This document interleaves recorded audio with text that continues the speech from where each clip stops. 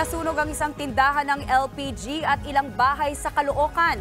Isa naman ang patay matapos matrap sa natupok na gusali. Nasa frontline ng balitang yan si Ian Suyu. Ginulantang ng malaking sunog ang mga residente sa Barangay 176 sa North Caloocan kagabi. Sa gitna ng sunog, sunod-sunod na pagsabog ang nangyari. Grabe, ang lakas mga tangke. Dito lalong lumaki ang apoy, kanya-kanyang takbo at pagsalba ng gamit ng mga residente. Agad namang rumesponde ang mga bumbero at nagtulong-tulong para apulahin ang apoy. Ayon sa Bureau of Fire Protection, nagsimula ang sunog sa isang tindahan ng LPG. Agad itinaas sa unang alarma ang sunog bandang 12:17 ng madaling araw. Inabot ng higit isang oras ang pag-apula sa sunog.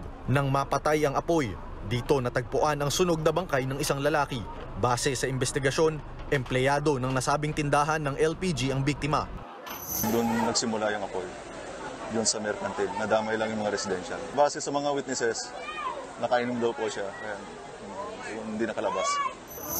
Ang residenteng si Dayan, ikinagulat ang mabilis na pagkalat ng apoy. Ang masaklap, wala na nga silang naisalbang gamit, natupok pa ang karinderyang kabuhayan nila. Napakahirap po ni Piso po, wala po kaming ang isip ko na lang po, mailabas ko yung mga anak ko. Pakalabas po kaming lahat. Sa kabuuan, 3 bahay ang kasamang natupok ng tindahan ng LPG. Tinatayang nasa 200,000 pesos ang kabuuang halaga ng pinsala. Patuloy namang iniimbestigahan ang pinagmulan ng sunog. Nagbabalita mula sa frontline, Ian Suyu, News 5. Mga kapatid, Maui David po. Simula ng inyong araw na may alam at may pakialam sa mga may init at umaaksyong balita sa bansa.